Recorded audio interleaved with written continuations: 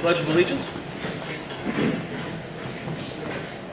I pledge allegiance to the flag of the United States of America and to the republic for which it stands, one nation, under God, indivisible, with liberty and justice for all. Heavenly Father, we want to thank you for this opportunity to get together on this sacred night and just remember the sacrifice that you made for us.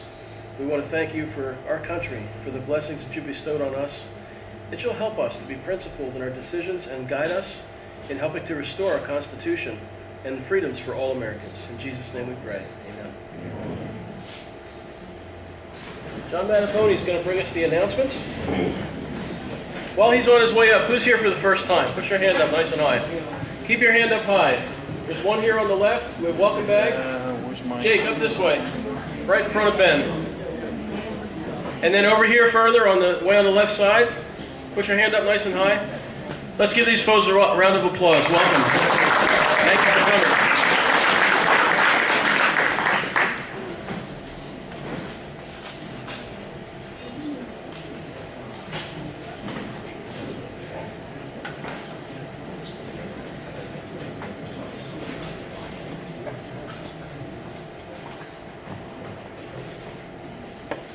Good evening, everybody. Can you hear me okay? Yeah. All right. Just to kind of get us started here, we were kicking around an idea at the executive board meeting last month, and we figured we'd get a show of hands for people that are interested in a 1-hour session regarding how to use some of the social media involved with the Tea Party effort, how to interact and operate with the website, the Facebook page, so on and so forth. We weren't quite sure if everyone is, comfortable using that kind of technology and has a good sense for how to use it. So just by an informal show of hands, is there anyone that's interested in any kind of thing like that? How many do we have here? 1, 2, 3, 4, 5, 6, 7, 8, 9, 10. All right, so we got a show of hands for 10. Okay, we'll make some kind of announcement at the next meeting regarding if and how that will transpire. My next announcement is regarding the rally that we have scheduled for this month. The date has been changed to April 25th. We are going to be doing a rally regarding the important topic of illegal immigration and the costs that it imposes upon society and our pocketbooks, actually. And what I'd like to do right now, I've only received a handful of emails from people regarding this. I'd like to ask people to stand and show and let us know if you plan on attending, so that we can collect your name and an email address for you so that we can deliver more information. So it's on Saturday, the 25th. It's only going to run for about 3 hours, from 10 a.m. to 1 p.m. Could I ask anyone here who plans on attending the rally to please stand so we can get your name? Anybody? Come on. I'm not going anywhere until people start standing. It's going to be a long night. All right, so I ask you to remain standing. It's 3 hours, okay? We do this 3, maybe 4 times a year. First of all, it's extremely fun. You get out there, you hold a sign. Half the time, people refer to this as a honk and wave. You're just standing there holding a sign. 50% of all cars that go past you will be giving you a big thumbs up, applauding, waving, and honking. It's a lot of fun. It's only 3 hours. I ask everyone and anyone that thinks that they might be able to attend on that Saturday, the 25th, to consider joining us. It's a good time, and it's only a couple hours. If you're self-conscious about that kind of thing, you can just kind of... What time is it? From 10 a.m. to 1 p.m. Bring a hat, some shades if you want a little anonymity, some bottled water. But we've always had a really good time regarding these. I'll be honest with you, the last one we did late, I guess it was October or November of last year, we had a really weak turnout, and I don't want to do that again. This is what this organization is all about, is about standing up and being counted and being visible publicly and showing the powers that be and the people in the community that we're here and we're going to continue to be here and that we're not going anywhere. And we're not going to sit back and be quiet about things. So I'm not going to belabor it too much longer. Is there anyone here who has any questions about it? Anyone? Aha, that's the secret here. We're going to be also running the advertisement for this on the radio on Gunther's program. We'll probably run that a week to 10 days beforehand. We are not disclosing what the location is going to be because I don't want to tip our hand to counter protesters. So what we're going to do is we're collecting names and email addresses, and a few days before the rally, which will be local, I will contact everyone that submitted an email address and tell them the place that we'll be meeting.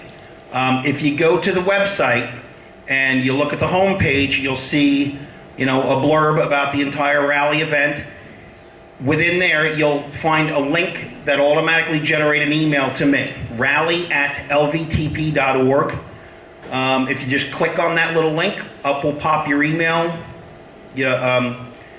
application, and you'll be able to just send me an email saying that you think that you can attend and you want to attend. I encourage everyone who attends to bring a neighbor, bring a wife, bring your kids. More is better. Okay? If we do it again and I have 8 to 10 people again, it's going to look silly. That's why we have to push for this. And like I said, we'll be making an announcement and running an advertisement on WAEB during Gunther's program for the 10 days to a week just preceding this, and there will probably be a lot of new faces coming as well. So the clipboard is continuing to circulate. If you're standing, please fill in that information. If you're not standing, please consider changing your mind and trying to show up. More is better.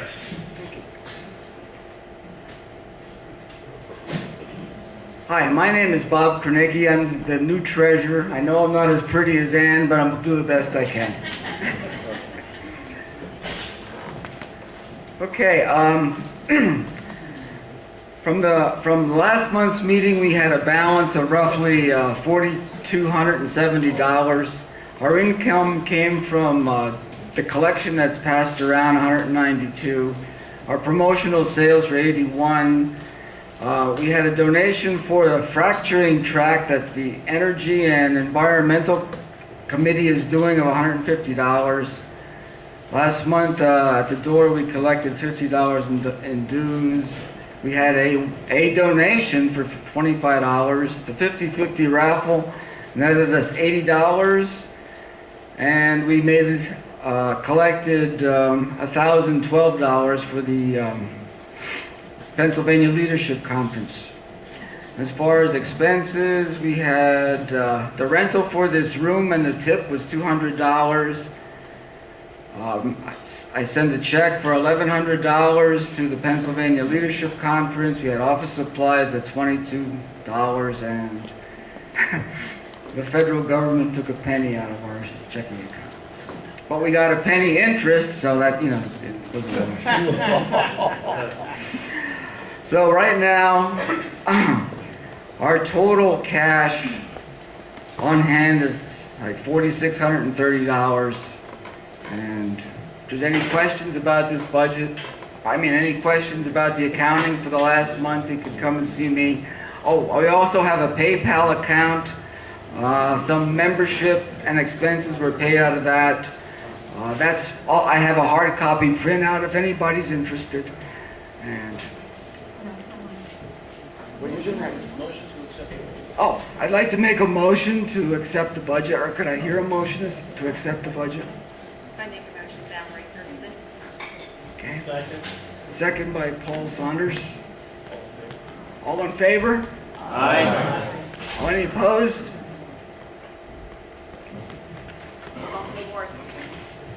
Good evening, everybody. Most of you know me, Valerie Ferguson from Support the Troops. I've been asked to give my annual report tonight because we weren't here last month. Sorry to tell you, but we were in warmer climate.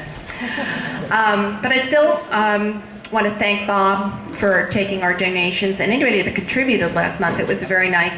You listened to me, so thank you for your donations. So last year, from January 1st to December 31st, 2014, we shipped exactly 300 packages to our men and women serving in the military. At approximately, now hold your place, we need the time, don't worry about it. At approximately $16 a package, that comes to $4,800 for the year just in postage. We have a storage shed, which very nicely is totally paid for by Hellertown Sportsmen Association. So that's nice.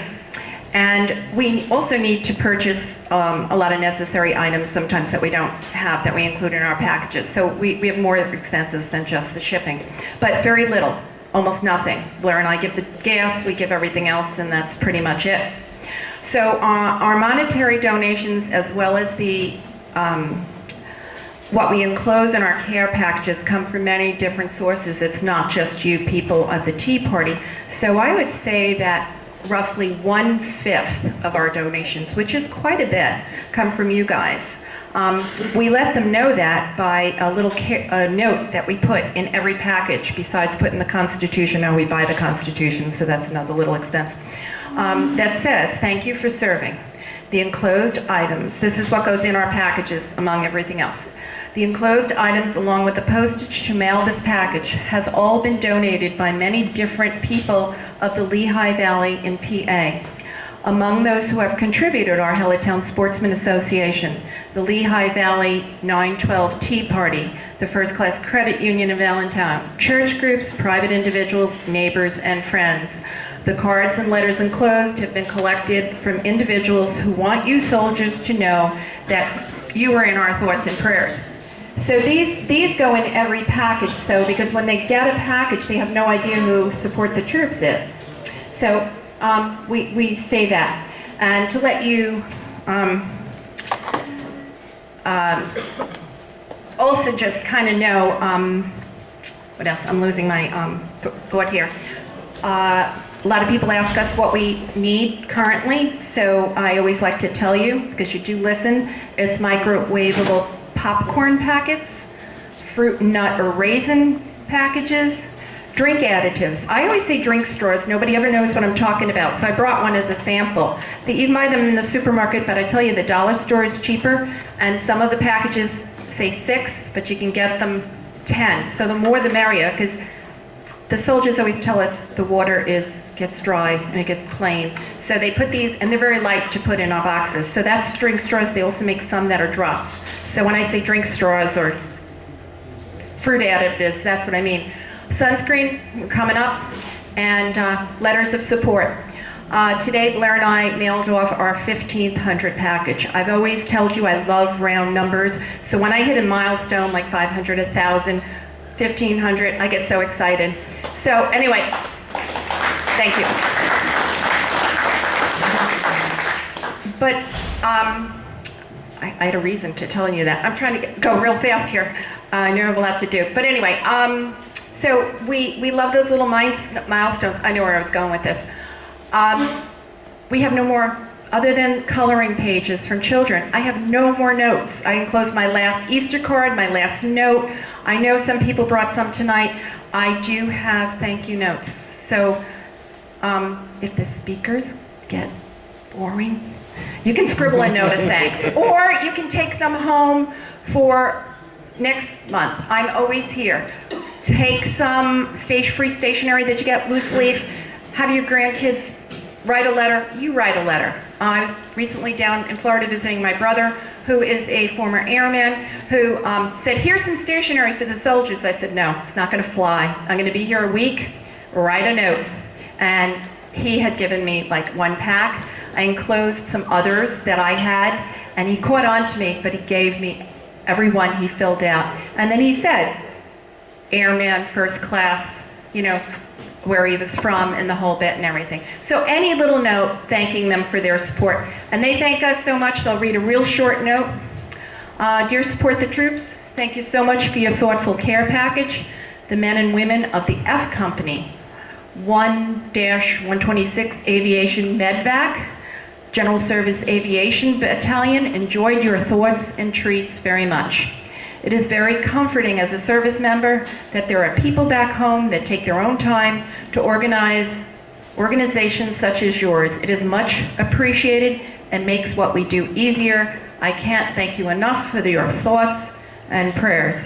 Captain Andrew Campanelli. So they thank you, and I thank you, and God bless you, God bless America, God bless the soldiers.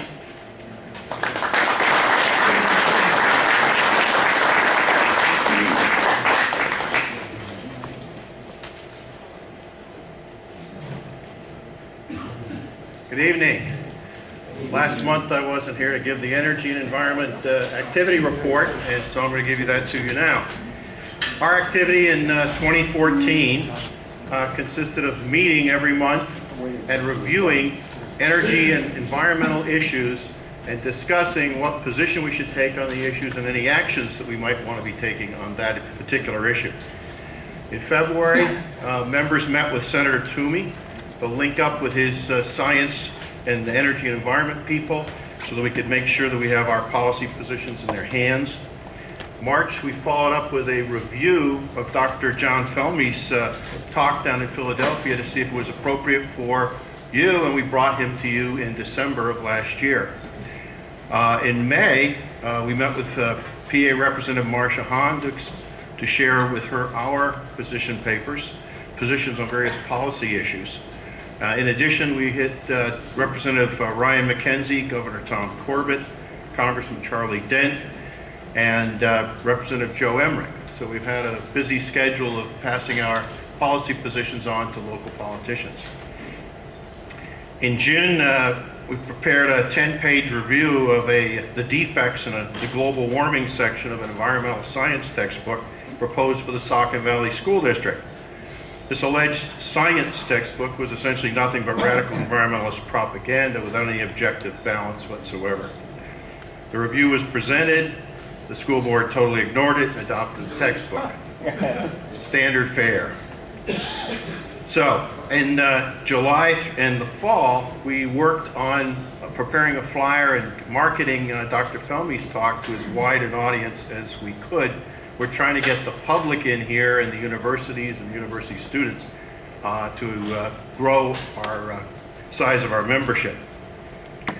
Now, in November this year, we also attended open houses to basically gather information on this Penn East pipeline project that's been so controversial in the papers, and gather what are the facts here versus all of the propaganda and nonsense that you're seeing in the newspapers.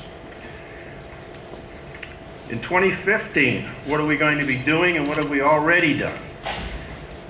First of all, in February, 4 of our members spoke to the Federal Energy Regulatory Commission, FERC, in support of the Penn East pipeline project, urging them to use real science and real data rather than emotional hyperbole that they were getting from most of the rest of the speakers. In March, last month, Don and Marianne Vaught presented to you the story of the waste coal burning plants and why that's shutting them down, the EPA shutting them down would be very disastrous for Pennsylvania. This month, and on the back table, we now have published a Liberty track about the safety and value of hydraulic fracturing technology and its enormous benefits to the economy of the state and this nation. Some of us will be attending the Pennsylvania Leadership Conference to link up with other energy and environmental groups around the state to learn how to share our information and learn from them. We'll be talking about the fraud of renewable energy, the myth of a global warming crisis, the value of hydraulic fracturing, and nuclear power. We will be lobbying legislators to repeal the taxpayer subsidies for inefficient, wasteful, and harmful renewable energy equipment. We'll also be lobbying them to repeal the mandates on utilities to increase every year the percentage of electrical power on the grid from unreliable and unstable renewable energy sources. In July, we'll bring you a speaker from the Penn East Pipeline Project, engineers we hope, to talk to you about the project and answer any questions you might have still left about that project. And we plan to develop 3 to 5 questions on energy and environment issues that can be presented to every candidate that we review for possible positive approval. So to make sure, we want to make sure that their positions match up with the Tea Party positions on these different energy and environment issues. And we hope, if we can arrange it, to have a special event with one of the top senior skeptical scientists, if we can get cooperation from other Tea Party groups, because it may cost us a goodly amount of money to bring somebody like that in. We'll also be developing position papers and putting them on the website. So far, I don't think we have any up there yet, but we plan to put positions papers up on the website soon. And that's our 2015. Thank you very much.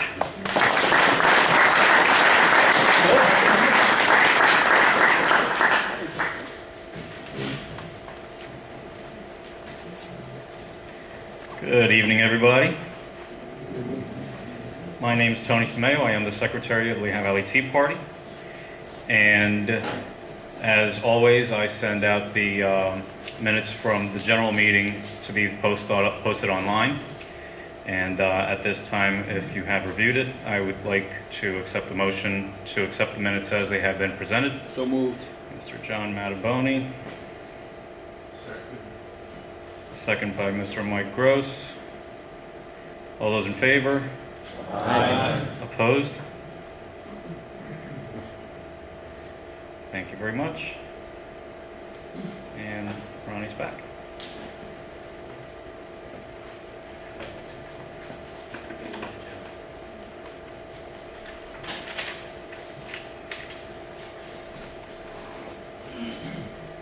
Valerie, check your pile of papers. I think you have my agenda.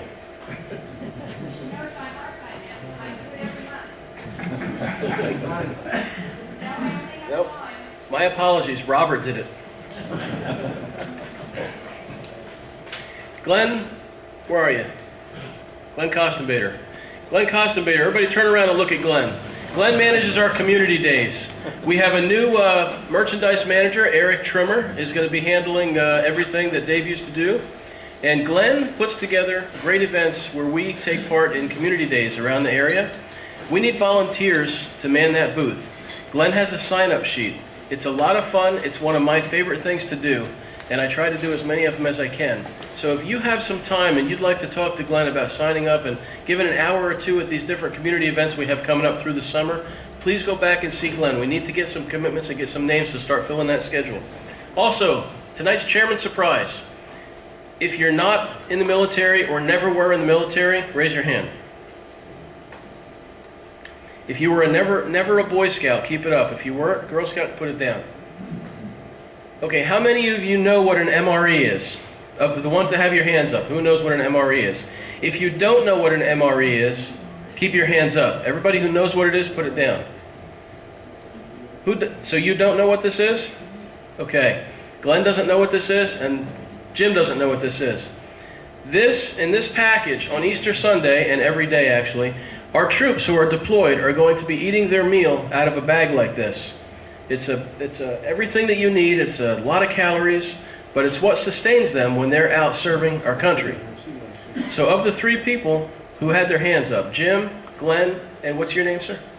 Steve, and Mike, and Joe. Which one of you has a birthday in April? Joe, congratulations, you're the winner. Come up and get it.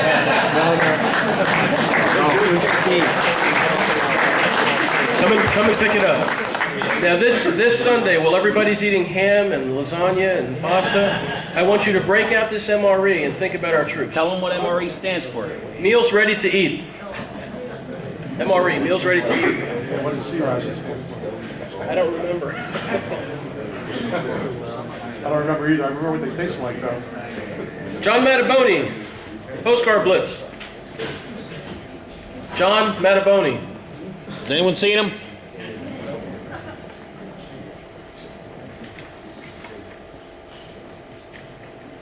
Accepting the award for John Mataboni this evening.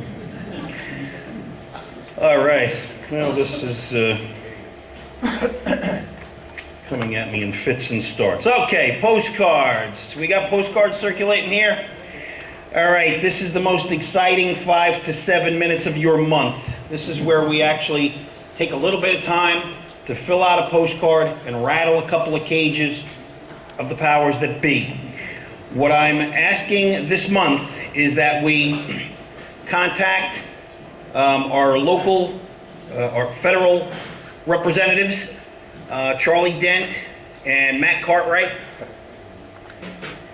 And we're going to be contacting them about a bill that was introduced by another member of the legislature from Pennsylvania. Lou Barletta is the co-sponsor, and this is a piece of legislation called H.R. 140. It is called the Birthright Citizenship Act of 2015. And what this legislation does is attempts to put to an end the concept of anchor babies, where two illegal aliens can slip across the border, the mother can get pregnant or already be pregnant, walk into a hospital, give birth to a child, and that child is automatically a U.S. citizen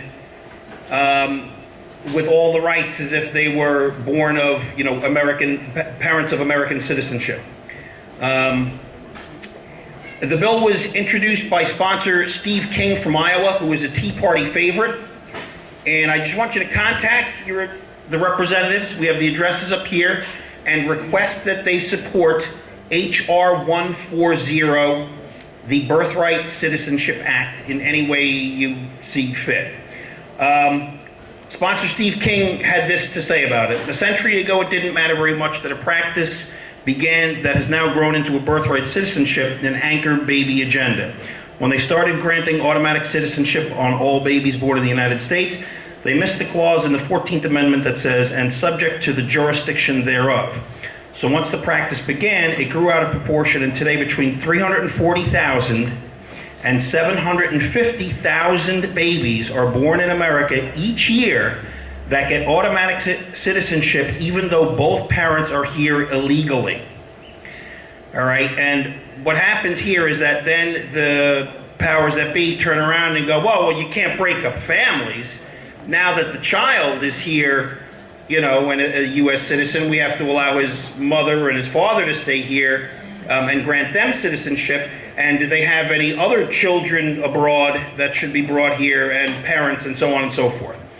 And so this piece of legislation attempts to put to an end that little loophole, which might have made sense, 235 years ago, but no longer does in today's context. So, if everyone has postcards and pens, I would like you to spend 60 to 90 seconds furiously jotting down a message to one of these two good people up here. I would like to see the top of everyone's heads as they are scribbling out this note. And I ask you to do it right here and right now because it has been proven that if you just take the card home and go, I'll fill it out later on in the week, you won't.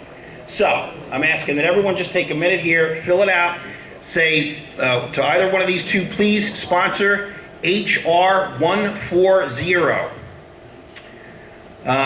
Alongside Representative Lou Barletta from Pennsylvania. He's in the 11th District. That kind of runs between Harrisburg and Scranton. But we already have a representative in Pennsylvania who is a co-sponsor of this bill. Ask these two representatives to become co-sponsors as well. Who is it? Who's the other sponsor? The other sponsor is Lou Barletta. He's in the 11th District. And again, the legislation is H.R. 140. There's a counterpart also floating around in the Senate, but we're not quite there yet. So if everyone could please take a moment, just fill one out. We'll have somebody come around and collect them. If you need a pen or a postcard, just raise your hand. We'll cover the postage. We'll make sure they land at these two representatives' mailboxes. And once again, they will have heard from us in a way that they're not hearing from anyone else. And so it's important that we take this time every month to just make sure that our voices are being heard on issues that are important to us. Does anybody have any questions? Is anchor baby a proper term? Anchor baby is Yeah, just a colloquialism, I guess, but the term implies that once the child is automatically granted U.S. citizenship, that child then can bring in all the far-flung and wide members of this extended family into the U.S. again under the guise of humanitarianism. But what it neglects to say is that it's not very humanitarian to the people who have to pay the costs for all of this, namely the U.S. taxpayers, who have to foot the bill for the education and the housing and the Obama phones and everything else that goes with this. And in addition, once you open up these floodgates, flooding the labor market with people that are here illegally depresses wages for everyone. They've said that over the last 20 years that the middle class has not seen any kind of significant or genuine increase in their standard of living or their incomes. That's because all the jobs are being soaked up by people that are arriving here illegally and driving down the wages for everyone in the middle class. So has everyone turned in their postcard if you have? All right, right behind you there, Mike Gross. Behind you.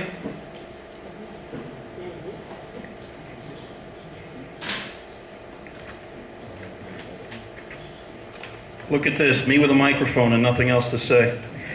All right, okay, so until Ronnie yanks me off this stage, who's coming to my rally? All right, how about this? Everyone who's not coming, raise your hand. Yeah, chicken. If you're not going, I really recommend that you get somebody, that you come. All right, so let's see here. Next up, Mr. Paul Saunders. Take it away, Paul. Thank you, everyone. The 25th. Good evening. It's my pleasure to introduce you to Dr. Andrew Bernstein, whom some of you have heard before. Dr. Bernstein earned his PhD in philosophy at the City University of New York. For almost 3 decades after that, he's taught the art and science that is philosophy to thousands of university students, high school students, and very appreciative audiences. He's won Outstanding Teacher of the Year awards from the State University of New York at Purchase and at Marymount College. He lectures at numerous prestigious universities across the nation and in many nations around the world.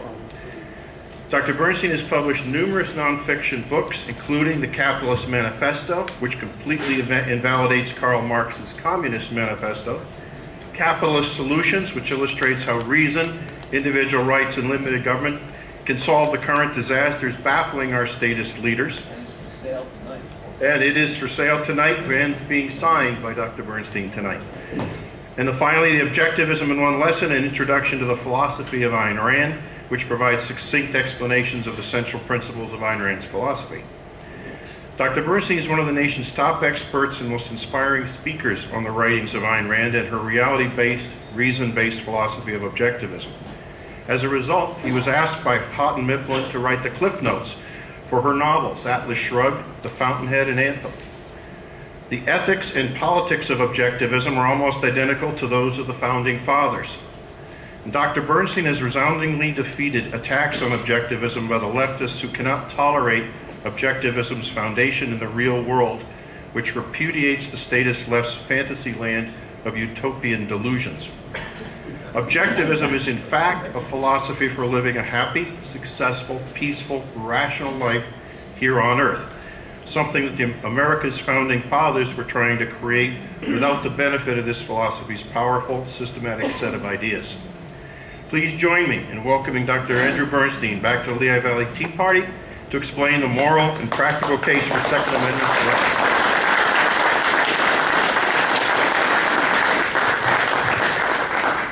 Thank you, Paul. Can everybody hear me? It's good.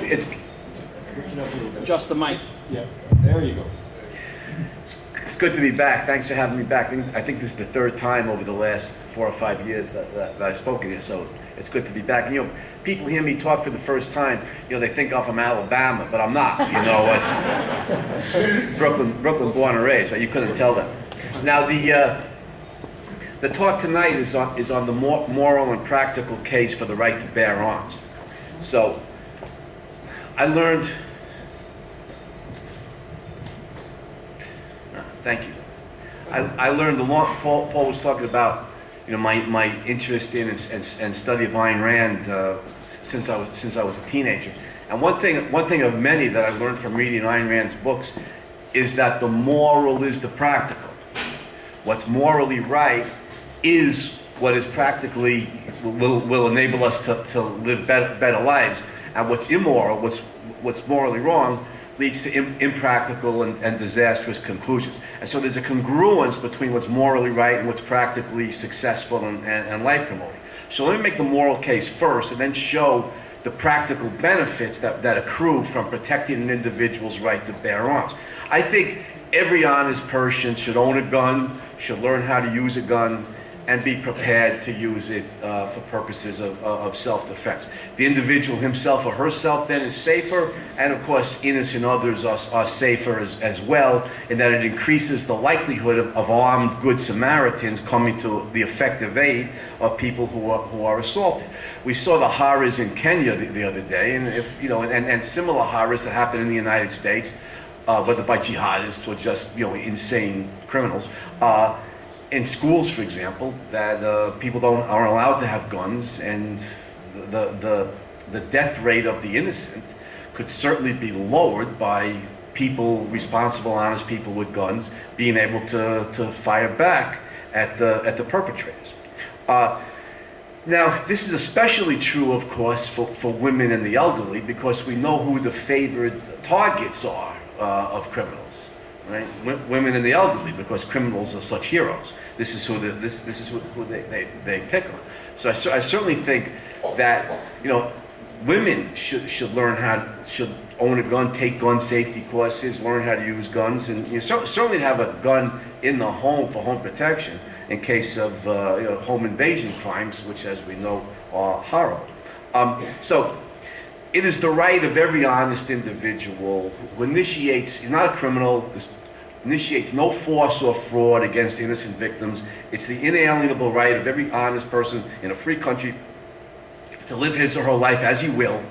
And of course, remember here, the fundamental right of any human being is the right to your own life. The fundamental right of any human being, me, you, anybody else, the fundamental right of any individual human being is the right to your own life. And of course, by extension, by logical extension, that includes the right, when necessary, to defend it. If I have a right to my own life, as I certainly do, and I'll stand up for that until the day I die, if I have the right to my own life, then I have the right to defend it when necessary. And of course, what's the most effective technology in the world today for defending your life against a criminal assailant? Is a gun. You remember the line in the 19th century that God didn't make men equal, Samuel Colt did, right? You remember that? Now, of course, you see the truth to that, and this is especially true for women because criminal assailants are generally bigger and stronger, and if you're smaller and physically weaker, you had a huge disadvantage. I mean, unless you're Ronda Rousey or somebody, you had a huge disadvantage, in being assaulted by a male criminal. And so the most effective means, of course, of defending yourself, especially for somebody who's smaller than the assailant, is using a gun. So I especially recommend this for honest women. Now, what are the practical benefits from protecting the right to bear arms? And notice even the terminology that I employ here. My students or all my friends who are on the political left, the Democrats or whatever, they'll say to me things like, "So you think we should just let people own guns?" And I say, "No, I don't think that at all." And they say, "What do you mean? You just said people should own guns." I don't believe the government should let people own guns. I think in a free country, the government doesn't let us do anything. The government's responsibility is to protect our rights. And I think we should use that terminology all the time. The government's responsibility is to protect our rights, especially our right to our own life, and the right to defend it. And so the government's responsibility here is to protect our right to own guns. Now,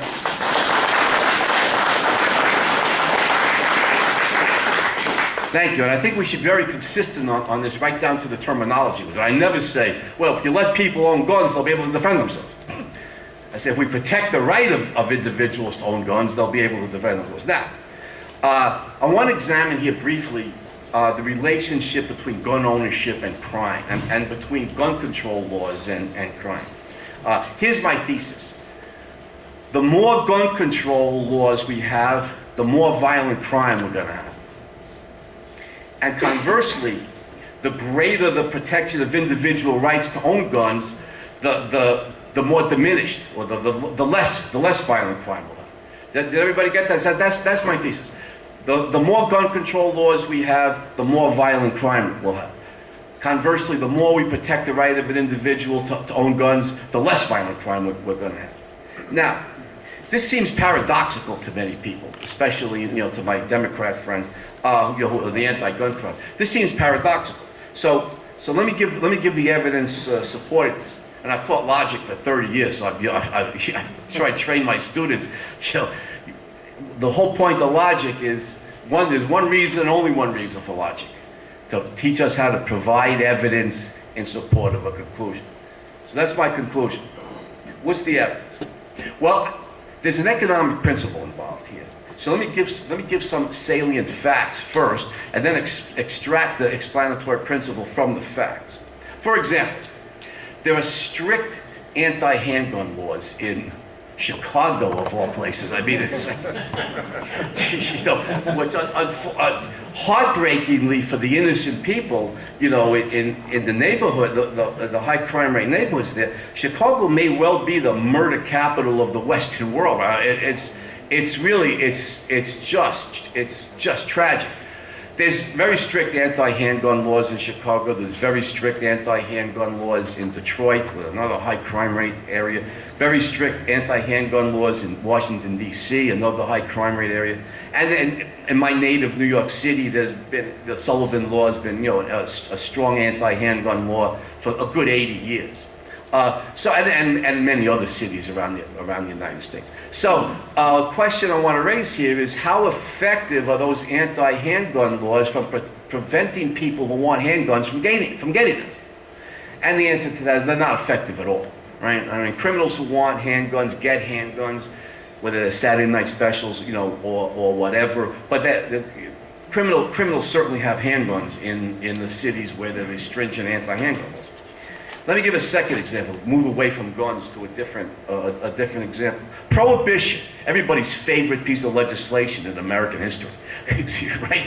I mean, I remember when I was a kid, and I first learned that there was laws in the United States that you couldn't sell, purchase, or consume alcohol, and I was like flabbergasted. That how do you do that in the land of the free? But of course, it was the law through the Roaring '20s. How effective was prohibition at preventing Americans from who wanted to drink from getting a drink of alcohol? Well, if you read different historians on this, you get different information. There's some people who claim it diminished alcohol consumption marginally. There's other people who claim alcohol consumption increased during prohibition. There's some people who claim, some writers claim, alcohol consumption increased dramatically during prohibition. We'll never know for sure, because the people who were drinking illegally in their homes with bathtub gin, or in the thousands of speakeasies that sprang up almost overnight in every town and city around the country, weren't about to admit to breaking the law. But I think there's one conclusion we could draw readily, and that is, for those who wanted alcohol in the United States during Prohibition, it was not difficult to attain. Third example, the current war on drugs. How effective is that at preventing people who want drugs from gaining drugs? See, the way I think of it, since alcohol is a drug, I think of Prohibition as simply war on drugs one. And since, the government's mentality is war on drugs one was so nice, we'll simply do it twice, So, and of course, war on drugs two, the present war on drugs, is just as effective in preventing Americans who want drugs from gaining drugs. That is to say, it is a colossal waste of money and of the resources of the criminal justice system. The government has spent billions and billions and billions and billions of dollars over the last 30 years in the war, in a futile war on drugs. So there's a third example. There's one more, and I think we could draw a conclusion. How about prostitution?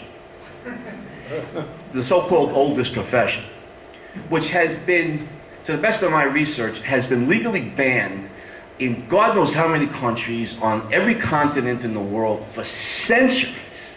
And yet, I'm a clean living guy, what do I know about this? Right? I don't know, but I like a little love with my sex, you know, I'm funny that way. But my guess is that for somebody who wants to solicit prostitution in every state in the country, probably not just in Nevada, my guess is it wouldn't be that difficult to find. Certainly we could ask our good friend Elliot Spitzer about that, right? I mean, he probably have some information. So 4 different examples. Banning guns, or banning handguns doesn't prevent people who want handguns from gaining handguns. Banning alcohol doesn't prevent people who want alcohol from gaining alcohol. Banning drugs the same way, banning prostitution the same thing. And since the government seems to be gearing up for a war on cigarettes and a war on tobacco, we'll get the same result, right? The war on tobacco will be just as effective in preventing people from gaining cigarettes as the war on alcohol or drugs. So, the data show here, the data shows that it is impossible to prevent procurement of X by criminalizing the purchase or ownership of X. You can fill in any value for the variable X that you want. Let me repeat that. I think the data shows overwhelmingly. It is impossible, not unlikely or difficult, but impossible. It is impossible to prevent the procurement of X by criminalizing the purchase or ownership of X. Now, why is that? The data show that, but we need to. That's not enough. We have the facts here, but we need a theory to explain it. And I think there's an economic principle that explains this. And the economic principle is this: when there exists demand for X, money can be made by supplying it. Now, you know how economists use the term demand. Demand, I mean, in common sense, people think that, you know, X is in demand means that lots of people want it. That's not the way economists use the term. Demand means not just that lots of people want it, but that lots of people have the money to be able to afford it. Demand in an economic sense means desire backed by purchasing power. Demand for X means desire for X backed by purchasing power. People want it and they can afford to buy it. So I'll repeat the economic principle here. When there exists demand for X, desire backed by purchasing power, then money can be made by supplying it. And if X is legal, it will be supplied by honest businessmen. If X is illegal, it's supplied by gangsters. Either way, X is supplied. And you can't overturn the law of supply and demand any more than you could overturn the law of gravitation. The government might have learned that by this time, but it hasn't. It still thinks that no matter how strong the demand is for X, if they criminalize it, that'll prevent people from gaining it. There's a technical term for that belief. It's called bullshit. It's a canard. Right?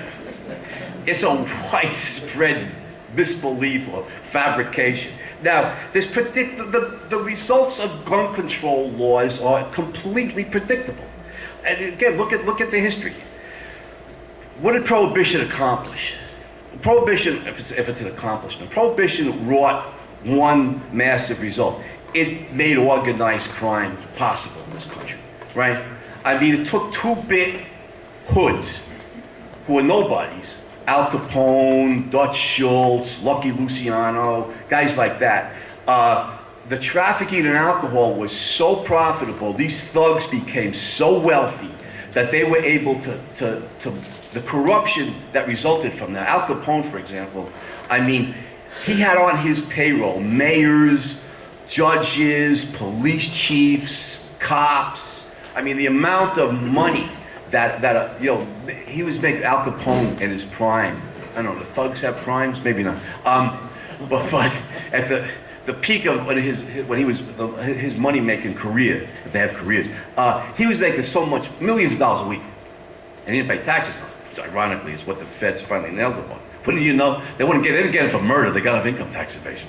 But that kind of money buys a thug a lot of influence. And the corruption of the American judicial system and the American legal system during Prohibition became rampant. And notice the war on drugs breeds the same thing. Some of the Colombian drug cartels, they're so wealthy, they made so much money, smuggling and dealing drugs, that to a significant degree, they own the Colombian government. They are the Colombian government. So,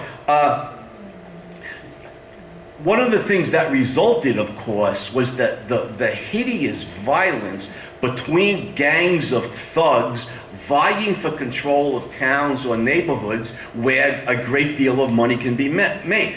And the homicide rate very predictably shot way up. Maybe most of the people killed were thugs killing other thugs, but always remember, innocent victims invariably get caught in the crossfire. As the violent rivalry between warring gangs for lucrative, turf to sell alcohol, increases. And the same thing with war on drugs. I mean, again, the killing between the rival gangs vying for lucrative trade in various towns or neighborhoods, the homicide rate is way up. Innocent people caught in the crossfire get killed. You know what happened if we have a comprehensive legal ban on guns? The same thing. Since guns are in demand, gangs can make money, gangsters can make money smuggling guns, selling guns.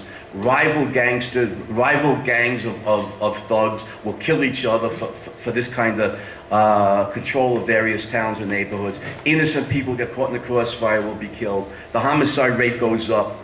Just like with drugs and booze, except with guns it's worse.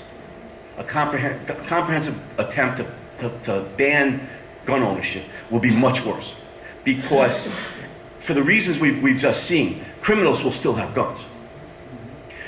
But fewer honest persons will have guns, because honest persons neither want to break the law nor risk going to prison. So the criminals then will be armed, and they will know that many more honest people are disarmed. Which means, of course, that they'll be much less wary to strike, much more willing to strike, because they know chances are their victims don't have the most effective means to defend themselves, a gun. And it's especially true of women. I think it's very predictable that the violent crime rate goes up, and especially against women, against victims who are elderly, female, smaller, physically smaller, etc. So let's do a thought experiment on this. Let's say all guns by divine intervention are banned, and that's what it would take. It would take divine intervention to keep, something that's in demand, to keep it from people's ownership. All guns are banned, and no, I mean effectively. God intervenes. Nobody has a gun. What's the result? The tragic irony is that the more effectively guns are banned, the higher the rate of violent crime will be, because the criminals then know if we actually could effectively keep guns out of people's hands, the criminals then know their prospective victims don't have guns, period. Their prospective victims do not have guns.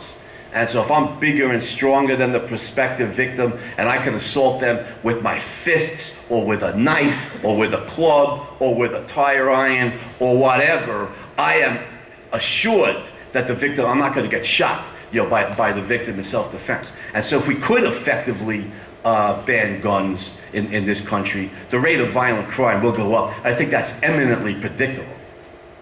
Now, this is why most police chiefs and sheriffs support guns in the hands of honest people. This is from my book, Capitalist Solutions, from the section on supporting gun rights. In a 1996 poll conducted by the National Association of Chiefs of Police, 93%, that's pretty high, 93% of responding members said they favored guns in the hands of honest individuals for purposes of self-defense. The reason is that honest cops know that too often they cannot prevent violent crime. In many cases, the best they can do is investigate one after its perpetration. Richard Stevens wrote a chilling book, Dial 911 and Die, documenting this heartbreaking truth. No matter how conscientious and determined they are, the police cannot be everywhere. In fact, we don't want them everywhere. There's a name for a place where the police are everywhere. It's called the police state. We don't want them. But no matter how honest and capable the police are, they can't be at the scene of a violent crime instantaneously. Let me put it that way. It may take them mere 60 seconds to respond to a 911 emergency call, but a violent crime or murder may be committed in 2, 3, 4, 5 seconds. Richard Mack, former sheriff of Graham County, Arizona, stated regarding Stevens' book, quote, "How I wish that the information in this book were not true. Nevertheless, this book speaks to the irrefutable truth. Police do very little to prevent violent crime. We investigate crime after the fact." Unquote. And that's an honest assessment by an honest cop. Recognizing that the best way to prevent violent crime is for the victims to be armed with a gun, to know how to use it, and be prepared to use it against the bad guys. So, I think here's one conclusion that we can draw, I think, beyond any shadow of a doubt. The more comprehensive gun control laws we have in this country, the more violent crime we're going to have. Now, what about the converse? What about, because I'm upholding the converse here too, and that is the more we legally protect individual rights to own a gun, the less violent crime. Is this true? Well, again, let me read an excerpt from my book here. Notice John Lott, who I believe is an economist, wrote a book, More Guns, Less Crime, which was the most comprehensive study ever done, at least as of a few years ago. I don't know if it's been superseded. But it was an extremely comprehensive study of gun control laws, and it showed that the violent crime rate dropped by 4% by each 1% increase in gun ownership. The most dramatic improvements came in states that protected citizens' right to carry concealed handguns. States enacting such laws, you're protecting the right to concealed carry, between 1997 and 1994, experienced an average 10% reduction in murder and a 4.4% drop in overall violent crime during that period. Now, a related point involves the higher survival rate of individuals actively resisting criminals with a gun. The anti-gun crowd claims that the best way to survive criminal assault is by means of active compliance, to do exactly as the criminal says as quickly as possible. This is false. The statistics and a modicum of reasoning show that the best way to survive criminal assault is by active resistance with a gun. And this is especially true for women. Gary Kleck examined data from the Department of Justice National Crime Victimization Survey from 1997 to from 1979 to 1987. And a succinct report here says, quote, "Women are 2.5 times as likely to suffer serious injury if they offered no resistance than if they resisted with a gun," unquote. The findings regarding men were less dramatic but supported the same conclusion. Quote, "Men who offered no resistance were 1.4 times more likely to be seriously hurt than those who resisted with a gun," unquote. The modicum of reasoning involved is that persons who own and know how to use a gun are immensely more equipped to defend themselves than a person unarmed. Effective self-defense offers the victim a significantly greater chance of safety than placing himself helplessly at the mercy of a violent thug. And if somebody somebody's already established that he's a criminal, that he's violently assaulting you, the idea that safety, the best way to safety lies in placing yourself at this person's mercy is just ridiculous. It's crazy. By far the most effective way to avoid harm or being murdered is to resist effectively with a gun. I only have a few minutes left, so I think one conclusion we could draw is that regarding self-defense and protection of individual right to his or her own life against criminals, protecting the right of innocent, honest individuals to own guns will lower the violent crime rate, and gun control laws will increase the rate of violent crime. So we focus so far on protecting the innocent from violent crime committed by individuals. But there's still a centrally important, maybe even more important question of what about protection from the government? What about protection from the government moving towards dictatorship? Now, my leftist friends, and I'm a philosophy professor, so you can imagine everybody I work with is a leftist. And they've said to me, I don't know how many times, and you probably heard it too, you can't fight the government, right? You've heard this, right? You can't fight the government. Well, yeah, as a matter of fact, you can. In fact, there are people who fight the government every day. All over the world, there's people who fight the government.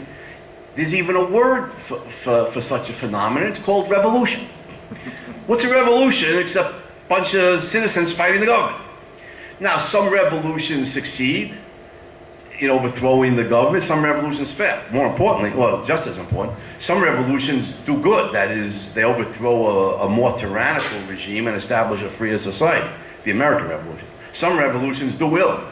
Overthrow a tyrannical government, perhaps with even more tyrannical government. The Russian Revolution, as an example.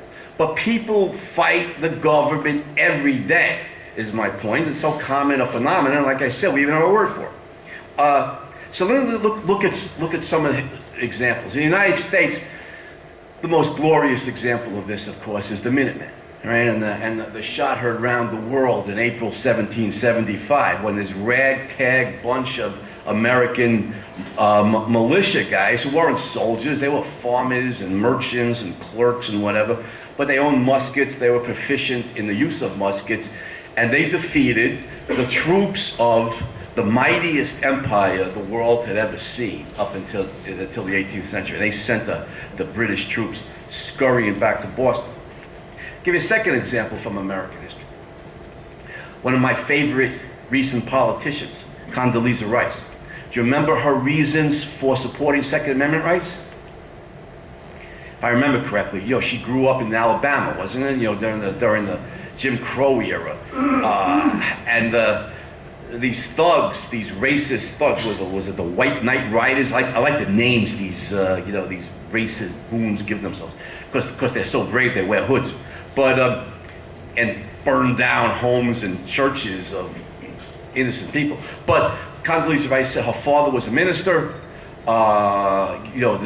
The racist thugs come to burn down the church, and he and some of the parishioners had guns, and they were able to defend, the black community, some of the churches, some of the homes, and the violence. There's a lot of evidence supporting the conclusion, from any number of civil rights workers during that era, that there would have been even more massive racist retaliation against innocent members of the black community if there were not so many firearms in the black community, and any number of black innocent people had guns, knew how to use guns, were able to defend themselves from the thugs. Because very often, as you know, the racist goons would not only did the local or state governments look the other way, very often amongst the Klan and these crowds of racist killers, very often were members of the government, were members of local governments and/or state government. The recent movie Selma, by the way, shows that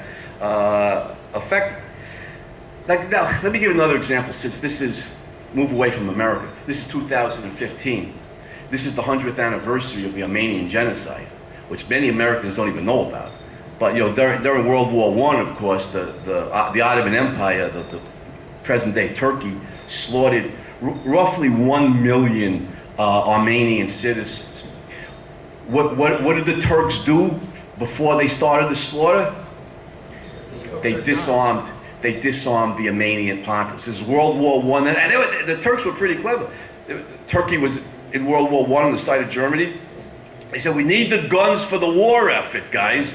So they took the guns from both the Armenian Christians, and the Turkish Muslims, but then secretly very often returned the guns to the Turks but they kept the guns of the Armenians, and so the Armenians were then defenseless against the Turkish regime that then slaughtered roughly a million innocent, legally disarmed Armenian civilians. By the way, some of the Armenians saw this happening, held on to their guns at a Turkish town called Van. They resisted the Turkish troops and the German allies, and they held out long enough for the invading Russian army, who was allied with Britain and France in World War I, to relieve them. So they survived because they had guns and were able to defend themselves against the murderous Turks.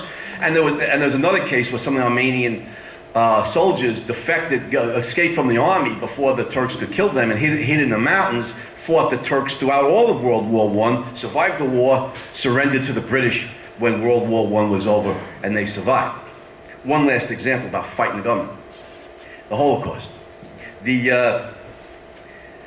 One of the atrocities committed by Hitler, the National Socialists, was at Babi Yar, I think it was in Ukraine, where they murdered 34,000 Jews. The Jews there had been legal as citizens of the Soviet Union in Ukraine. They'd been legally disarmed by Stalin's order. They had no guns. And of course, Hitler wasn't about to let them have guns.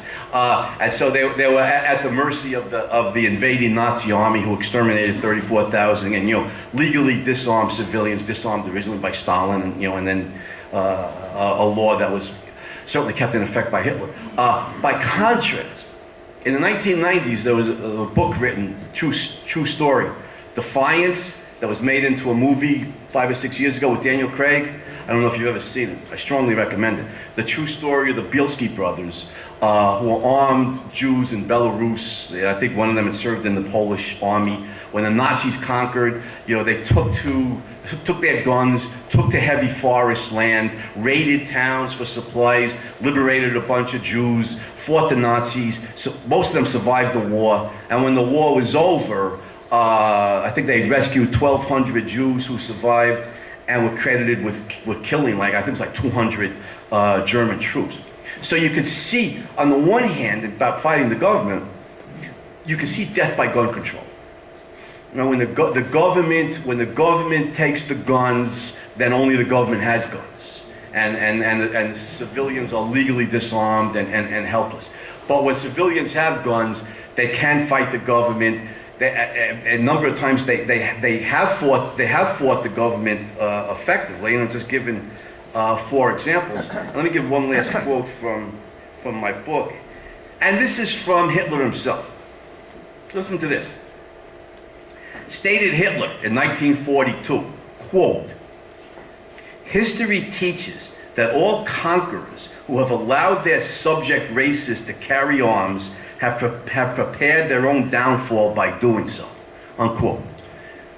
Can that be any clearer? Even Hitler might say something that's true. He's one of the worst mass murderers of history. That doesn't mean, this claim is true. Again, I'll repeat this. History teaches that all conquerors who have allowed their subject races to carry arms have prepared their own downfall by doing so. Unquote. Even Hitler might say something that is true. If oppressed peoples have weapons, they might conceivably rise up against a murderous tyrant. In the absence of such, they are helplessly doomed. So I think we can wrap this up here.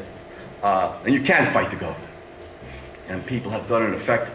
So, protect individual rights is the most important point. We've seen that. The right of an honest person to own a gun, to be able to defend him or herself against criminals, and if necessary against the dictatorial government.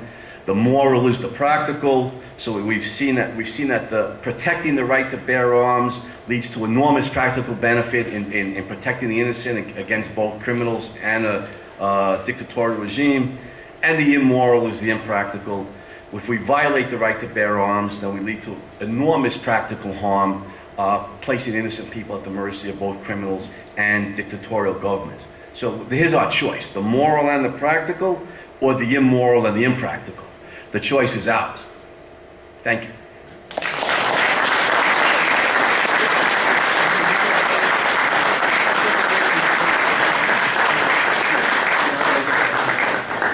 Now, thank you. before we get to the questions, just want to remind you, one, books for sale here with Capital Solutions includes a section on the right to bear arms. And two, I'm teaching a course on Atlas Shrugged on, in the area, Sunday, April 12th, next Sunday, Saturday, May 9th. Paul Saunders is right here, can answer any questions. We have the flyers here for anybody interested in the Atlas Shrugged course, so hopefully a lot of you guys, will sign up. I'll see you next Sunday. Have any questions?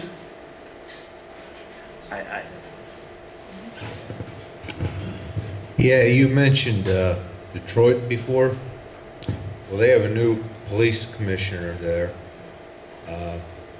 He's a African American, and he is recommending to the people that they get guns, because the average time that the police can respond to a 911 call in Detroit is 30 minutes.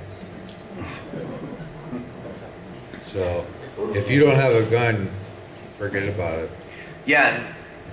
Did everybody hear that? You said in Detroit, the police commissioner is recommending honest people to get guns because the average police response time to a 911 call is 30 minutes. Yeah, that just makes it more necessary to have a gun. But even if the response time was 30 seconds, you know, which is would be very good, violent crime could be perpetrated in less than that. You know, and innocent people still need guns to defend themselves, and of course against the government going towards dictatorship, as I've said. Yeah, see a hand. Can I have a question. Oh, sorry. If it's off topic, you can just pass it and go on to the next one. But I see the value of gun ownership and even responsible alcohol consumption in avoiding criminal misuse of them.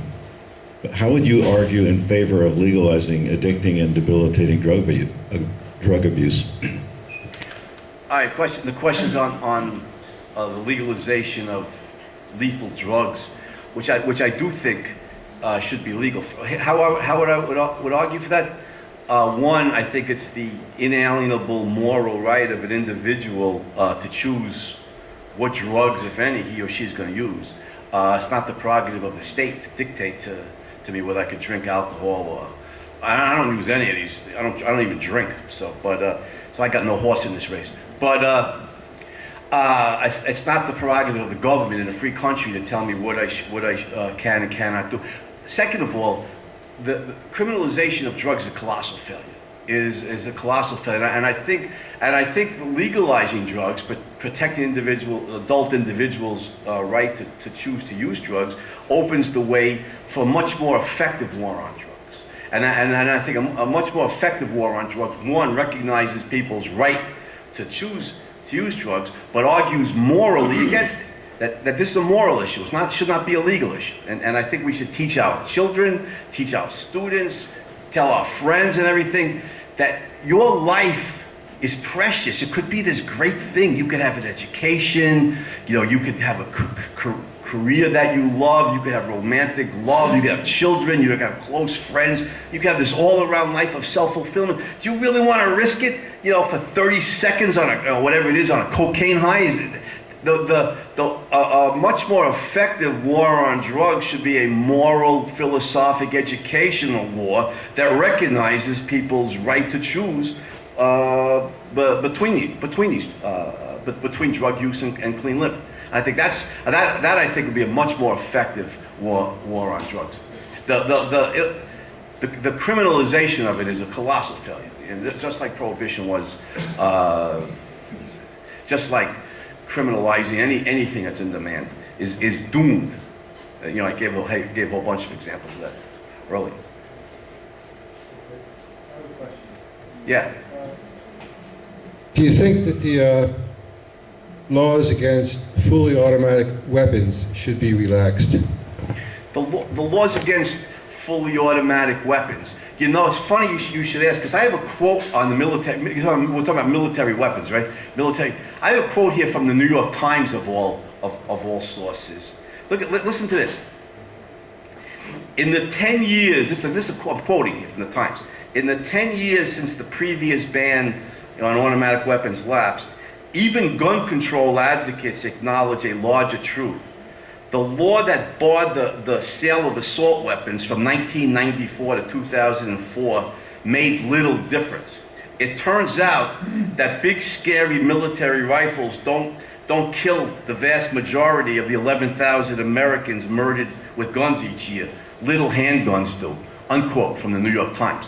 So, yeah, I think morally it's the right of honest persons to own assault weapons, and I think practically, I think the Times point here makes sense. There's most of the killings most of the murders that are perpetrated are done with handguns, and so if you have an automatic weapon, you know, in your, I'm probably not going to walk around the street with it, but if you have it in your house for home protection, my guess is innocent people will be safer because of it, not in greater danger. You guys know in relation to this question, the country that's probably the most heavily armed country on earth, Switzerland. Right, Switzerland, where there's a huge militia, most able-bodied men are required to be. I'm not advocating this because it's tantamount to military draft, but I'm just giving the facts here. Most able-bodied men are required to be in the militia. They're required to have an assault weapon in their home, locked and loaded, ready to go. How many home invasion crimes you think they have in Switzerland? These guys are all in the, so the ban on assault weapons, I think, morally and practically should be lifted, and the right of honest persons to own assault weapons or military grade hardware should be protected. The Swiss government even, this is astounding to Americans. But when the Swiss government was getting rid of its old army surplus, they auctioned it off to private citizens. Bazookas, howitzers, anti-aircraft guns. You imagine having an anti-aircraft gun in your backyard? Oh, that 747's too low, man. It's just, and they have a very, and it should go without saying. I'm guessing you already know. The Swiss have a very low crime rate. I mean, they have a much lower crime rate than other European countries like England, for example, which enact strict anti-gun laws. But we got a question.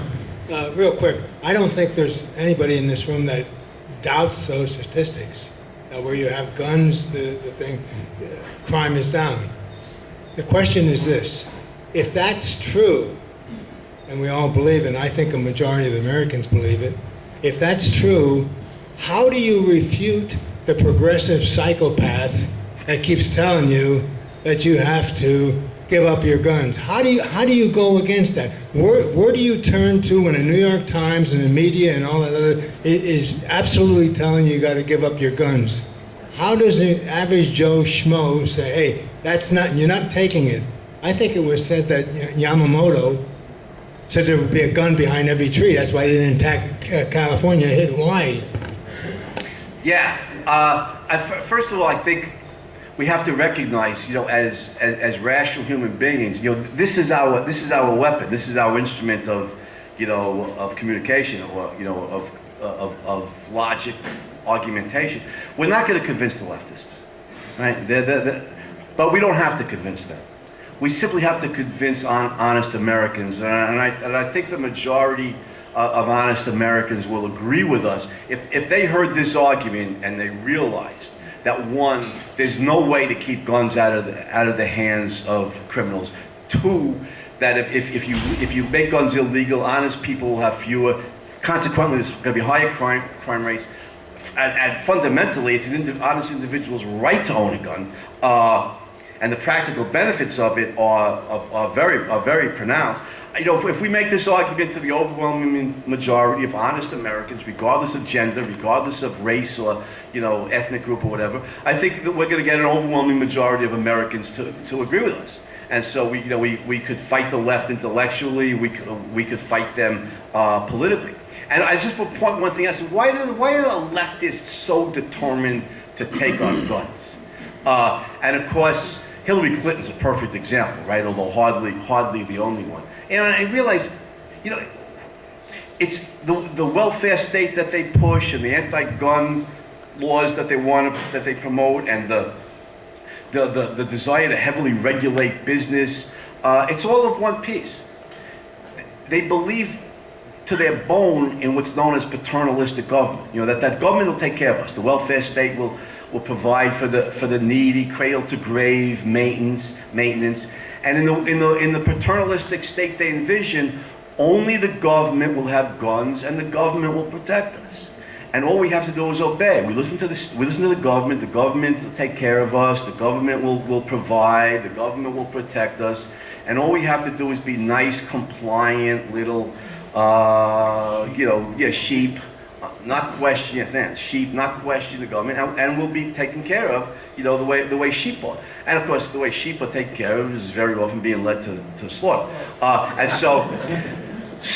I think it's important to know that in their more honest moments, if I can even conceive, I take that back. I can't even conceive of Hillary Clinton as having an honest moment. But I'm serious. I wish I could. I just think they're power seekers. I think they're evil, and I think ultimately they want us all as wards of the state, And all I could say for this is, thank God for rednecks, because it's not going to be so easy taking the guns from Americans. So thank God for the rednecks. I'm told that I'm the last questioner, so I'll make this quick. Well, good, because then we can sell books. When Hitler decided to disarm the German society, he started in 1934, and he used the prime control argument that German society would be much safer after they disarmed the public. And he started that in 1934. The other comment that I wanted to make to you on, I've seen a statistic recently that the most heavily armed community in America is Plano, Texas. There's plenty of guns down there, and they have the lowest crime rate, clearly in America. Yeah, well, thank you. Did everybody hear that? Yeah, and I think ultimately, go back to the previous question and using the points that this gentleman raised, we can point out, and we should point out to the American people, what is the purpose of the anti-gun crowd? Because after we establish, the points we established here tonight, we know that the purpose is not to reduce the crime rate and to protect us. By the way, I don't often admit this, but I got to tell you the truth here. Is you guys know who Chuck Schumer is, right? Shucky Schumer. I hate to admit it. I went to elementary school and high school with Shucky Schumer. No, this is a damning point, because I know personally how freaking smart this guy is. And I gotta give him credit. He worked hard in school. He earned his way into Harvard. And I don't begrudge him that. But my point is, he's smart enough to know this. Chuck Schumer's smart enough, and so is Hillary Clinton, and so are most of these people. Now they know this. Their purpose is not to protect us from criminals. Their purpose is to leave us defenseless against the government. That's their purpose.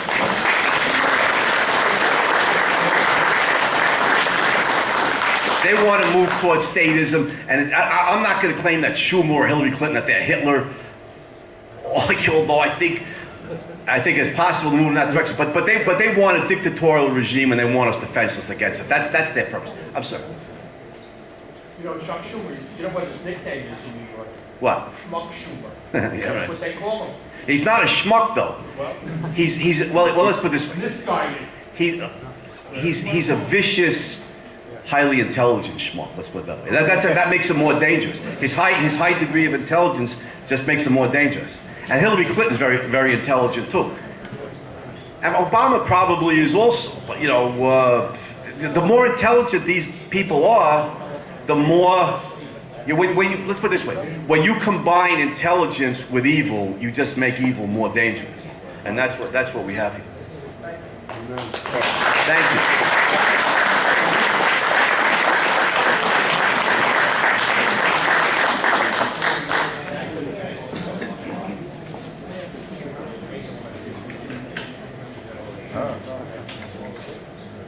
Probably lower that now, Tom. Wait, is Ronnie coming up? I'll make this quick because I want to leave time for our candidates. Political Leadership School. Ladies and gentlemen, we need you to help us create real change here in the Lehigh Valley. Do you want to help us create that change? If so, then you need to know how the political system really works. You need to know what gets lawmakers to vote as you want. You need to know how to build political power. You need to know how to use the power that you've built. And you need to know about the Red Fox 4. You need to build the activist skills that are needed to restore freedom. That's what we are hoping for, is for everyone in this room to become a political activist and fight for our values. There are flyers on chairs. There are some more up here, but we're having a full-day seminar on Saturday, May 16th. It's in Whitehall at the WAEB office building, and it's going to be a great time. Now, I've got one other piece to give you, but bear with me for 1 second while I switch computers. While he switches computers, I want to show you our new hats. They're camouflage, which is probably why you didn't see them. We got around to these last year, and they went so quick at the community days, we got more. They're a little bit more than the regular black and white ones, but the value in wearing this hat, down in Piscataway, an hour away from here, one guy saw mine and he bought 2 of them from us. How much is the donation? The donation is $20, and you can get a hat for a donation of $20. But we have a fresh stock of these in the back, and if you look close, you can see them. Okay, click to be heard. Let's see if this is working. Yes, it is. Click to be heard is a new benefit of paid membership. Everybody knows that to be a member, you have to pay $10 a year, right? Well, this is a new feature. You've probably received emails in the past asking you to click a button to send a message to your congressman or to your senator. Typically, that type of email is provided by a large national organization. NRA is probably a real good example of that. Gun Owners of America does the same quite often. Well, your Lehigh Valley Tea Party board has approved bringing that very same type of service to you for state bills that we seek to get passed. You may not be able to make a meeting on a Friday night or a committee meeting. You may not be able to write a letter to help get some bills passed. But can you click a button in an email? We're hoping that you will. So next week, middle of the week, look for an email. Now this is for paid members only. If you're not sure whether you are or not, please see Tony or me or Ronnie. Look for an email regarding State Bill 634. It has to do with setting term limits for state representatives and senators. That's actually a proposed constitutional amendment, so it's a bit of a process, but we, the Lehigh Valley Tea Party, are going to take the lead on that one, and we're going to see if we can't move that along. And if you get an email, click for your support.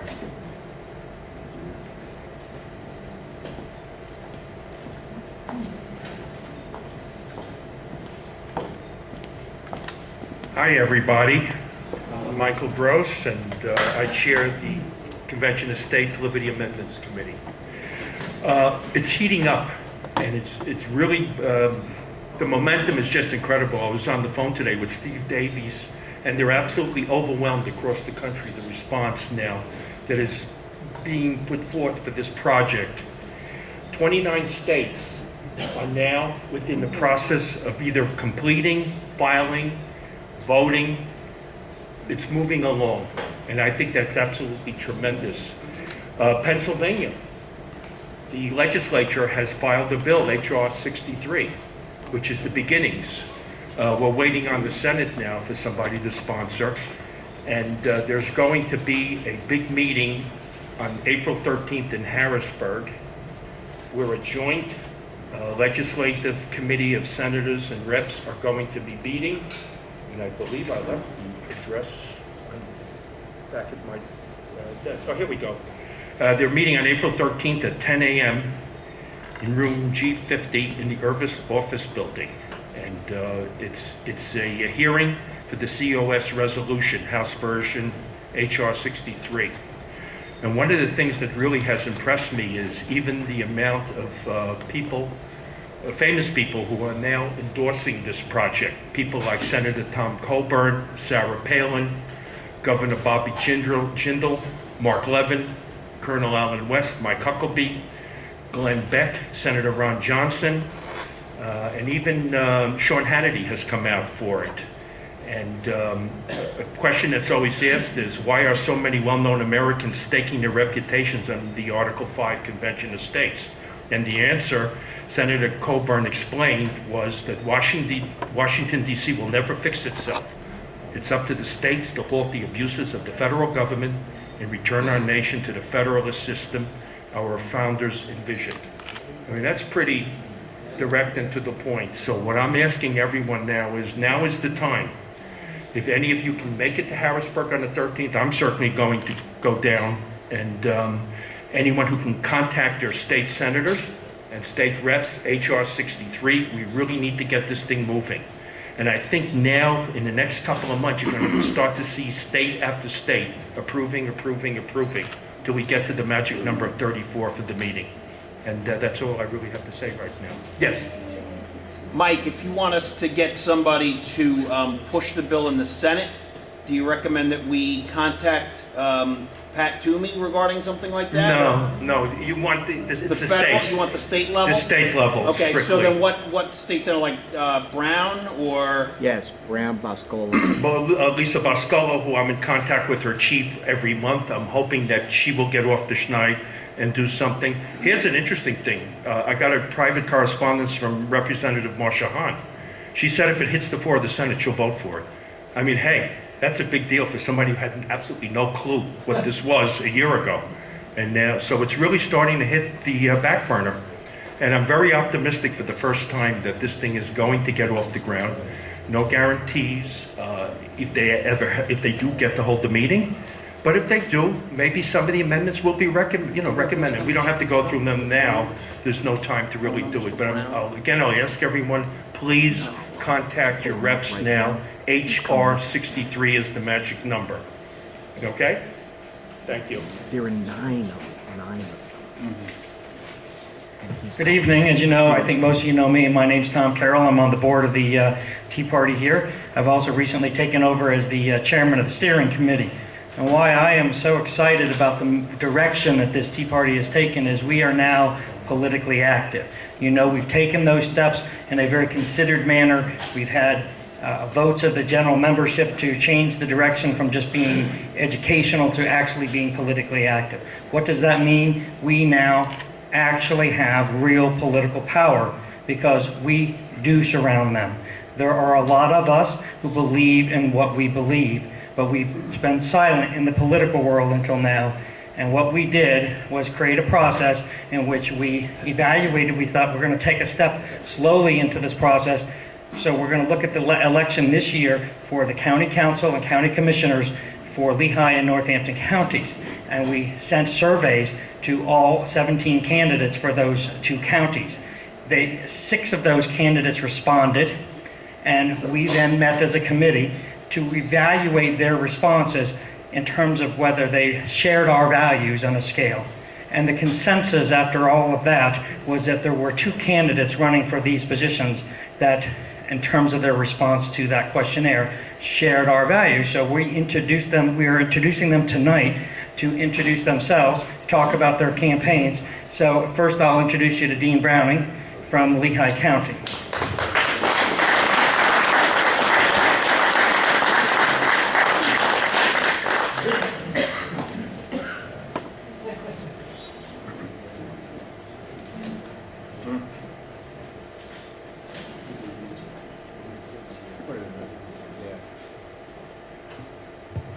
Thank you very much. I appreciate the chance to speak to you tonight. I'm grateful for the opportunity and I consider it a true privilege. I'd like to start off by restating one of the answers that I gave to an item on your questionnaire. I have absolute belief and faith in Almighty God and His Son, Jesus Christ, and I ask Him to give me opportunities to serve others, and that through that I might bring glory to His name. I have sought to honor Him by developing and implementing solutions to problems that confront citizens of Lehigh County. I'll give you two examples, one in the past and one I hope in the future. I don't know if you know it or not, but if you live in Lehigh County, you are on the hook for the debt that was issued to build Coca-Cola Park.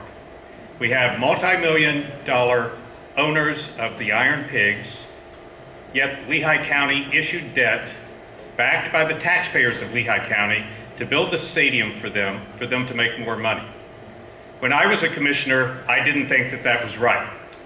I sought to change it, only to be told that that wasn't possible because the issuance of debt was covered by the state of Pennsylvania. Not accepting that as an answer, I worked to develop a solution. My solution was to go to Representative Justin Simmons and work with him to develop a bill which he introduced in Harrisburg, and after 2 years that bill became law, which would allow home rule charter counties like Lehigh County and Northampton County to change their home rule charter to prohibit that type of debt in the future. Once that bill was passed,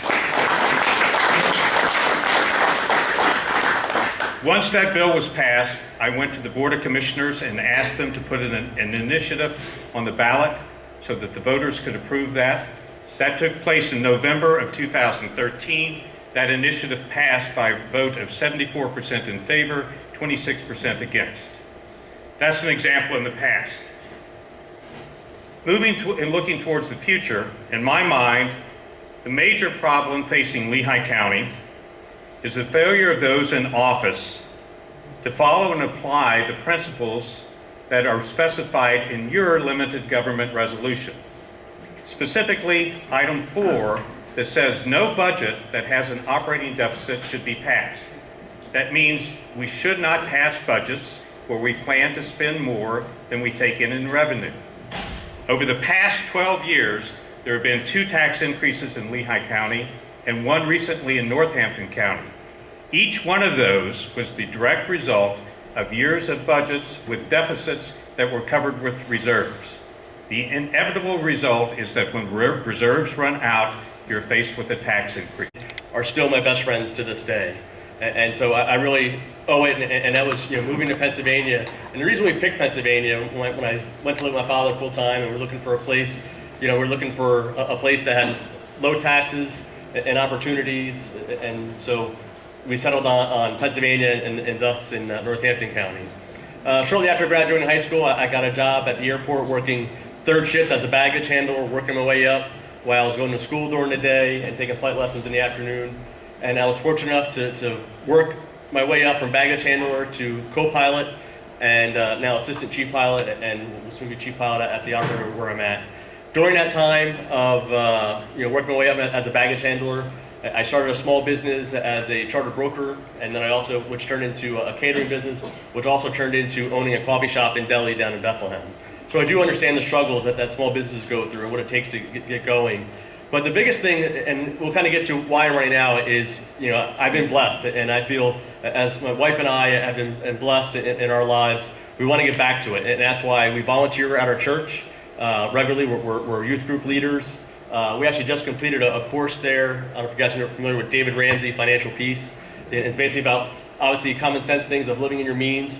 So we've committed to living like no one else now, so in the future we can really live like no one else and give like no one else. And I want to bring those philosophies onto the county. Everyone talks about trying to be fiscally responsible in the county means you got to cut services and well, so much of the county's government goes to sustaining its own government, not providing services.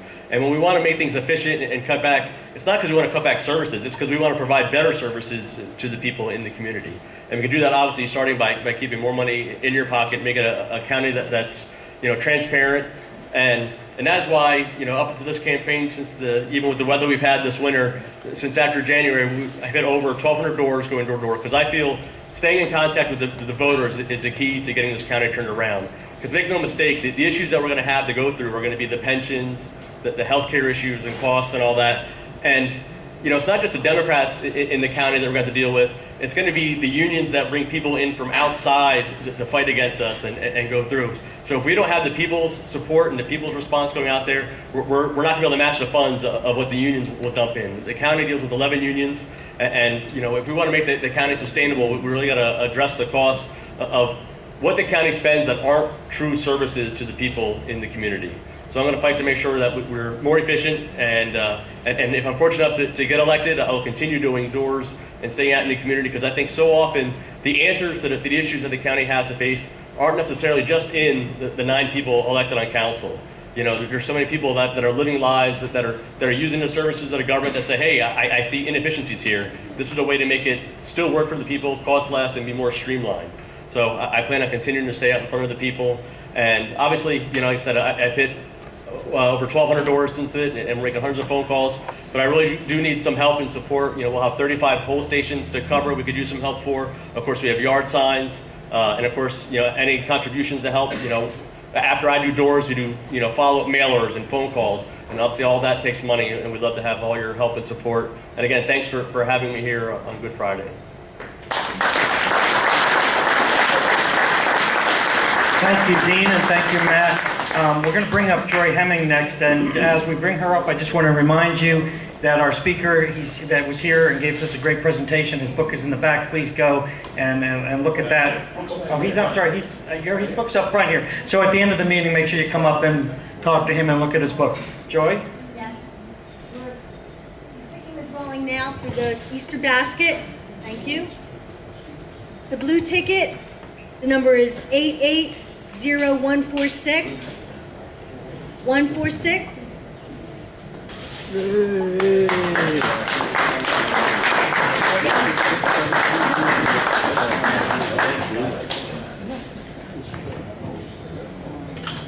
to pick the winner of the 50-50.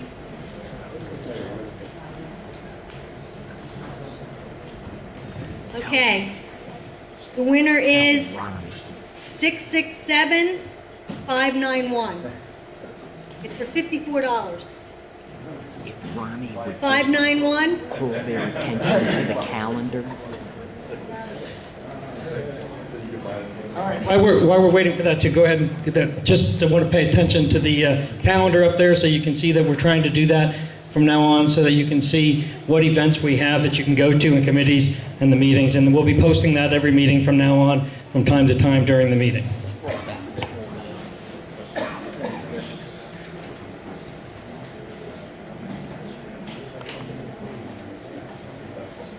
This is the time of the meeting when our members can make comments or questions. Valerie in the back has a... There's one comment right here that some people don't know that Bob is selling. Oh, okay. There you go, Bob. Bob Werner in the back. Selling for $10 a ticket. I believe the gun was donated by Sarco. Is that correct, Tom? We'll have to purchase. We have to purchase it. We purchased it. Okay. Bob. No, he doesn't want to say. Okay, it's a Smith & Wesson M&P 9. It is not being raffled off tonight. There you go, right up there. They're waiting until they have 100 tickets sold, and it's getting close. How many? They sold 55, so that leaves 45. They're $10 a ticket, and there's one winner. So you have a good chance. You do not have to be present. We will call you. Any other comments or questions? I love Pennsylvania.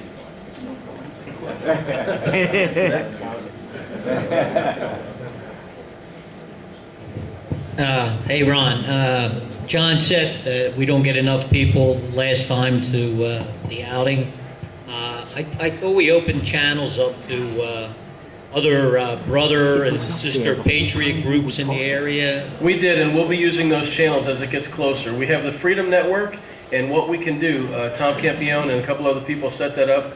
We'll network with those other groups and let them know that it's available when it gets closer. But we want to get a good showing from our group first. If our group doesn't show up, it's not gonna work to have just a couple other people from other groups show up. Last time when we had the illegal immigration rally in Bethlehem, people came from all over, from down near the Philadelphia area all the way up to the Lehighton area. We had a lot of participation. That day, in and out of the rally all day long, there were over 200 people. If you remember correctly, we got the opportunity to be confronted by actual communists carrying the red flags. You can look at the pictures on our website. But sign up for that. Sign up for the rally. They're a lot of fun. It's what people remember about the Tea Party. We're still doing the work. We're doing the action now. We're moving legislation. We're talking to representatives. But people still want to see us out there waving the flag. They still want to know that we're crazy. So help us be crazy. Hey, Ron. Anything else? Glenn. Right here. Stand up. Stand up. Yeah, I have a comment. The election, primary election is going to be May 19th, and there's a lot of independents. And I just wanted to suggest that they go back and see Eric and get 2 voter registration forms so that you can switch to one of the major parties, so that you can vote in this upcoming election and then switch back to your... What is the deadline for that, Dave? What's the deadline to switch? Probably April 19th, 1 month in advance. What Dave is talking about is people who are registered as independent don't take part in the primaries. The primary process is for the major political parties to select the candidate that's going to represent their party in the general election. So if you're not a member of a major party and you like somebody that's running in the primary in one of those 2 parties and you're an independent, you can't vote for them. So if you want to help support a candidate that you like in the primary that's a member of one of the major parties, you need to register for one of the major parties to vote in the primary. It would be like allowing people who aren't a member of the Tea Party to come in and vote on our business. Well, it's none of their business, and we only want members voting on our business, just like the political parties and just like every other organization. So take Dave's advice and pick up a couple applications. If you're an independent and you want to take part in the primary, you have to register with one of the major parties. You can always switch back, but to take part in the primary, that's what you have to do. Hey, Ronnie, before I give the microphone to Otto, I'm going to add to that this primary election cycle has a very important set of judicial races, and we often ignore those judicial races.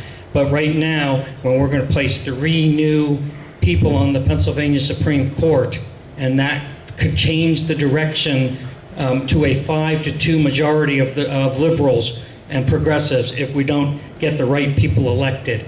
And so that's a very important, and as such, in the May meeting, we're going to have a forum, a town hall for those Supreme Court candidates. And so hopefully you can make it to that, because that's a very important race. And just as an aside, one of them is here tonight. She's the district attorney from Montour County, so she can stand up and just... And we'll be able to meet her more directly when we talk in May. That'll be our May FFE, our first Friday event in May. Wear your black robes. That'll be fun. We'll confuse everybody. Ronnie, I just want to piggyback on what you were saying. Frequently, school board races are determined in the primary because they can cross-file. And if they successfully cross-file, you may have a slate that's, one slate that's on both sides. So the primary is really important. Magistrate, school board, judicial races, all of those who cross-file can be determined in the primary. So if you want to vote for somebody who's running and you're not with a registered party, I would encourage you to pick one and do that. And I believe there's at least one person in this room that's running for school board somewhere, correct? So we have people that belong to our organization. If you're a candidate right now for anything and you've decided to step up to want to be a public servant, please stand up so we can applaud you. If you're a candidate for any position, please stand up.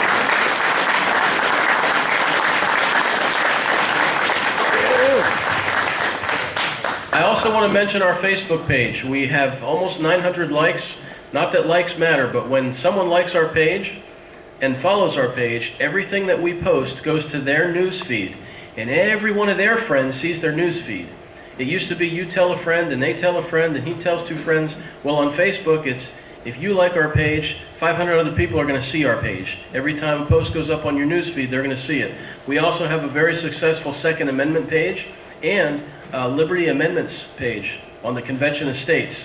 So those 3 pages, our main page, the Lehigh Valley Tea Party page, Facebook page, also the Second Amendment page, and the Liberty Amendments page. You can keep up on all information for those issues. Hopefully we'll work with the other committees and get some other people to put up pages for all of our committees. The problem is we need volunteers to manage those pages. So if you'd like to see more about energy environment, see Paul. If you'd like to see more about individual rights, see Ginny Tabor. If you'd like to see more about anything else that we have a committee for, please see us because we need volunteers. Are there any other comments? Any Motion other to questions? adjourn. Motion to adjourn? Do I have a second? Second. Second by Paul Saunders. All in favor? Aye. Thank you very much, folks. Have a happy Easter and a nice Passover. Go back and look at those camouflage hats. Yeah. I'm going to tell you a quick thing. Yeah. Steve Davis told me, he was talking to one of the state senators. He wouldn't give me the name, but he says the guy was adamant about the terminal locations, that he would not support the COS unless they remove this language of the terminal location. So what the hell are they partnering with the state for? This is a federal deal. Yes. I didn't realize that there's a bill to term limitations in the Pennsylvania House and Senate, which could help. Yeah, no. I just mentioned it. I know you did, and I had no idea. I've been so focused on the federal, that I had no idea, so that could be a problem. I don't know how that would be. Because it could happen in both. This applies to you want to do it first to the Fed, But it just took me by surprise because I said to him, I don't understand why that. Yeah. And I sent that out to him. So now I understand I'm sorry. Now I understand the reason why. Now right. What time's that thing going on out there in Harrisburg on the 13th? Harrisburg on the HR 63. HR 63. I have no idea what that even is. That's the bill. That's the bill for the Convention of States, I think. Oh well, that was him. I have nothing to do with. Oh well, I just wondered if you knew. No, I think that's what it is. The 13th. Oh wait a minute. See, state reps. Yeah, it's about the state reps.